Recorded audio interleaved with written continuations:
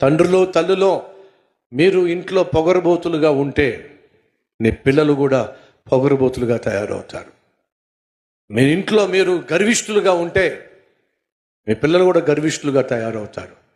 మీరు మీ ఇంట్లో దీనులుగా ఉంటే మీ పిల్లలు దీనత్వం గలవారుగా ఉంటారు. దేవుడు కోరుతుందేంటో తెలుసా? ఆయన దీనుడు గనుక మనం కూడా దీనులుగా ఉండాలి అని దేవుడు ఆశిస్తున్నాడు. ఒకసారి ఆలోచించు, నీ జీవితంలో ఎవరితోనైనా సమాధానం లేదేమో, ఎవరితోనైనా నువ్వు గొడవ పడ్డావేమో, అనవసరంగా గిల్లి కజ్జాలకు దిగి సమాధానం పోగొట్టుకుంటున్నావేమో. ఒకసారి ఆలోచించు.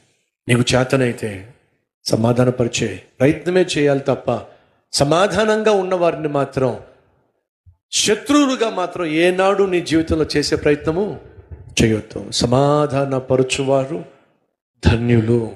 అట్టి ధన్యత దేవుడు మనకు అనుగ్రహించును గాక.